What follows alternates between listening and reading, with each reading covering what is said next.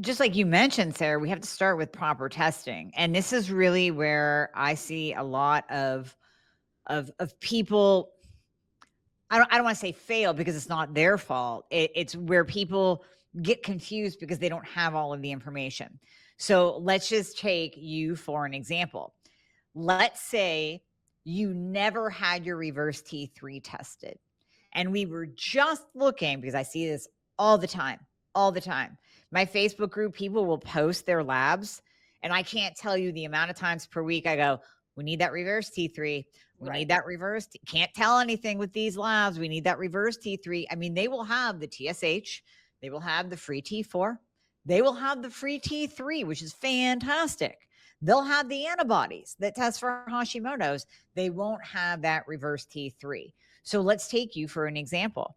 If we look at someone's TSH, oh, it's low. Let's say it's a 0.7, which in my book, that's fine. As long as it's below a 2, I don't care. But let's say it's actually low. Free T4 is fine, 1.2, let's say. Free T3. Now we get to the free T3. And oh, look, it's actually being flagged high, which I believe yours was flagged high. Mhm. So it's actually being flagged high. Wow. Okay. So a non-educated, uneducated doctor is going to look at that and say, you have hyperthyroidism. Your TSH is low. Your free T3 is high.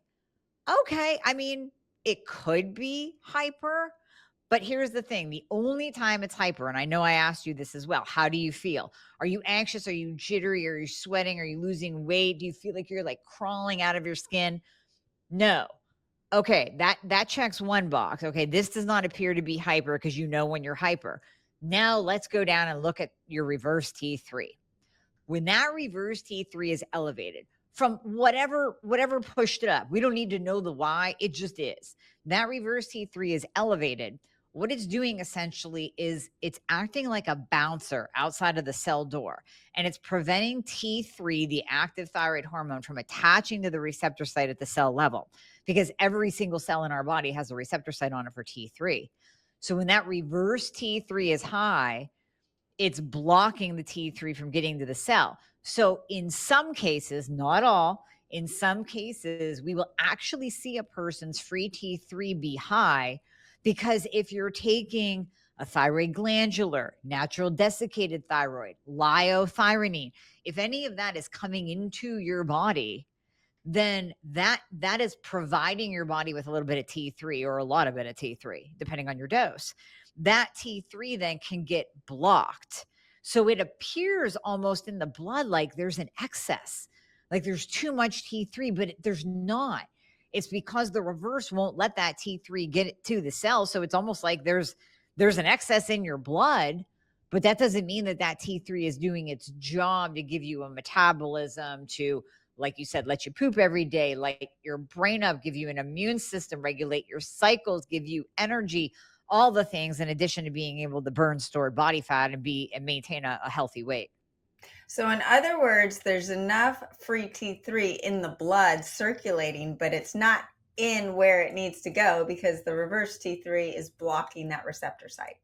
So what will happen is someone will have an elevated reverse T3, and that's going to block T3 from getting into the cell. And what we'll see oftentimes is people will think, oh my gosh, my numbers got worse after we work on lowering their reverse T3.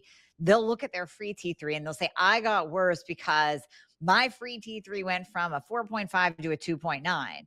No, it's not that you got worse. It's that you opened the doors up. Now the T3 can get to where it needs to go. Now we have a really nice, accurate picture, and we can say, okay, your reverse is now in the optimal range. It's no longer blocking the cell. It's no longer wreaking havoc and putting your body in survival mode. Now let's look at your free T3. Oh, okay, you're at a 2.9.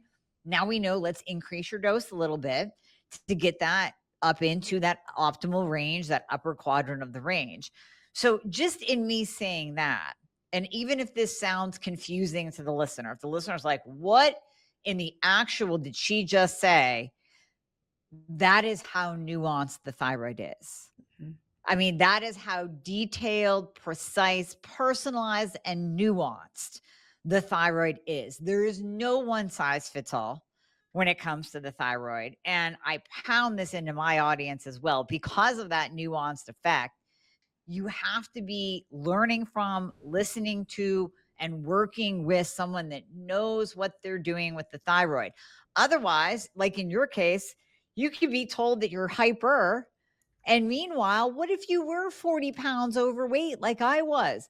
What if you were dragging your butt through the day and somebody tells you that you're hyper because they didn't test you all the way, they didn't test you thoroughly, or they don't know how to interpret those tests and how to look at the picture of that reverse T3 to T3, that's the problem. But it's the thyroid is very, very nuanced.